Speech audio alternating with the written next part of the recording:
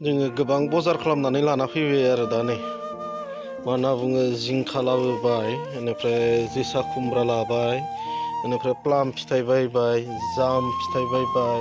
बेनिफ्राय नैबे लिथुखु फिथाइ बेनिफ्राय नैबे थाइजौ फिथाइ बेनिफ्राय नैबे जाबाय खान्थाल बेगर बेखौ ओंख्रि जानो बायबाय जोङो बेनिफ्राय नैबे जाबाय खांख्राइ दै खांख्राइ गोबां बुस्थु बायबाय आरो जोङो दिनै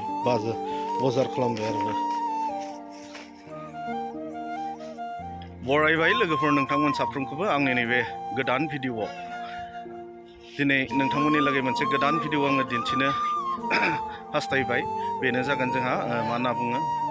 आं मैगं बजार खालामनायमोन आरो बेखौनो आङो नोंथांमोननो दिन्थिलांनो नाजाबाय नोंथांमोना नायलांबाय थादो आरोना दा अब्ला लोगोफोर आंजों लोगोसे फैफादो आरो दिनैनि भिडिअखौ नोंथांमोना नायलांदो आरो माने जोङो नै दिनै मा होनना बुङो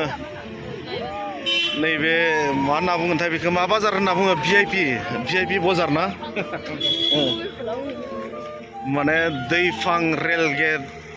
साखाथियाव मोनसे थारमाने बाजार दङ आरोना बियो बाजार नैबेयाव माने जोङो बाजार खालामनो फैनायमोन आरो दसे माने लामाथिं थांलाय फैलाय खालामनायाव जोङो बेयाव बाजाराव दसे हाबबाय आरोना दा बे बाजारनि नामानो जाहैबाय मा होनना बुङो भिआइपि बाजार होनना बुङो बेखौ भिआइपि बाजार होननानै गोबाङा मिथियो आरोना नै बिदि जायो आरोना बाजारा ओमफ्राय नै बिथिं फैबाय जोंहा रौता रड रौतानिफ्राय उदालगुरि लामायाव आरोना बे बाजारा लामा जिङावनो बेनिफ्राय नै बिथिं ओरैहाय बिथिं गामि हाबबाय बादागाव मासकुथि नै बिथिं थांजाबाय आरो दैफां खासिबारि बेनिफ्राय नैबे जाबाय उदालगुरि रड नैबे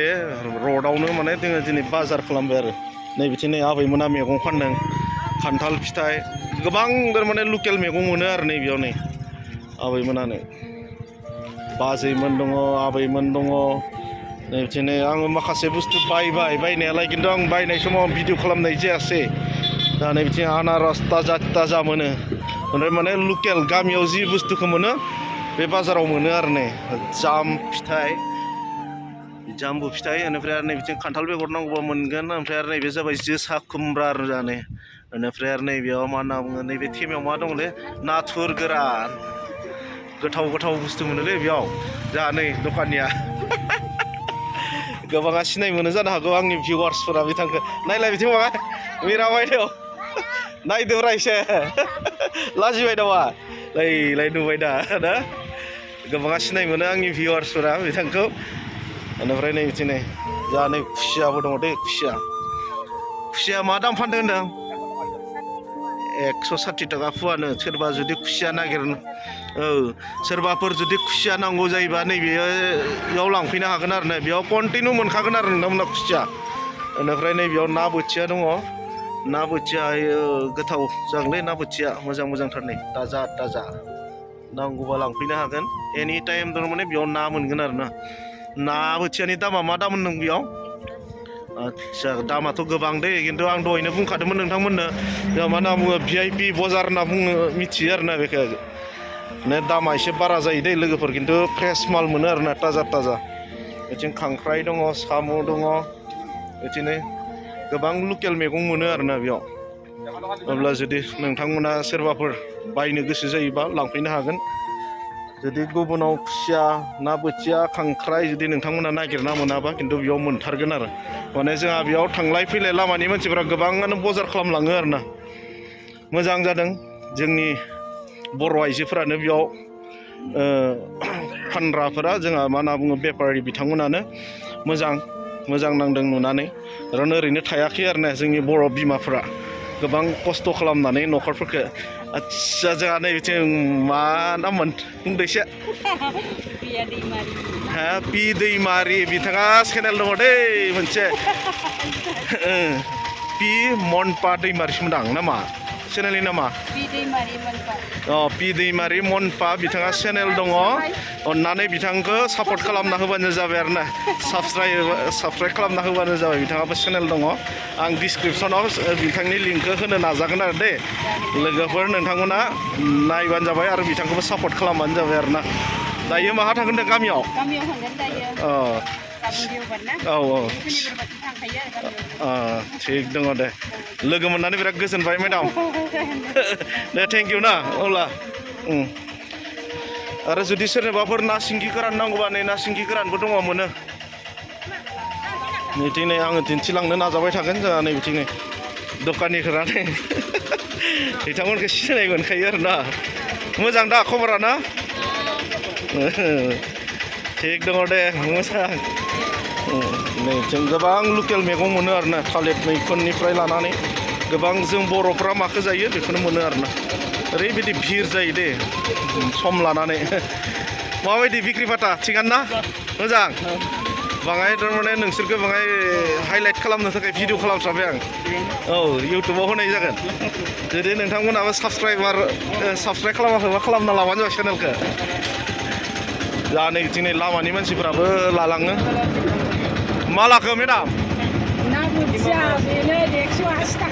औ उफाय गैया न जानांगोन औ ना मोननो गैया औ माने आरो सुबिदा ना जायगाया न गारि सानिफ्रायनो बाजार खालामनो हायो थिग दङ मेडाम औ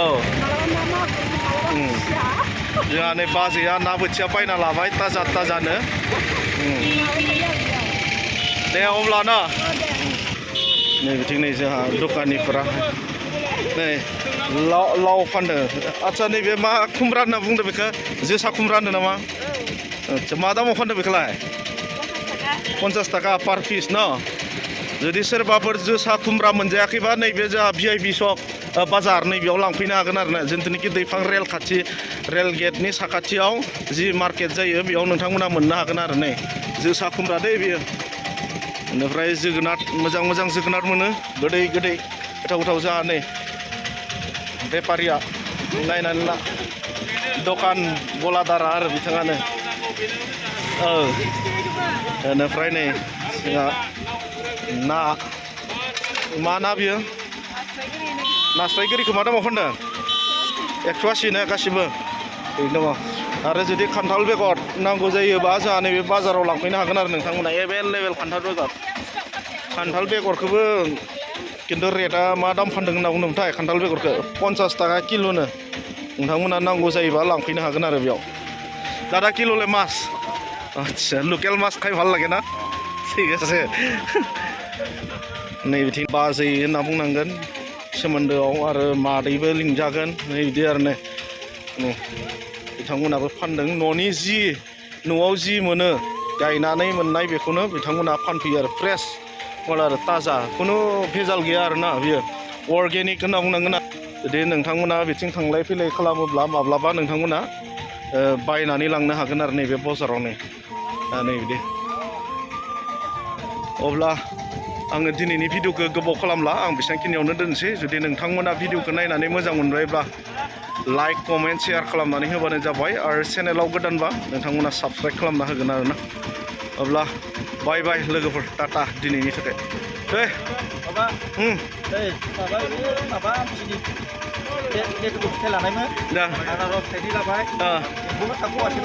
दे जाबाय दिनैनि थाखाय ना दे थिग दङ थांबाय दा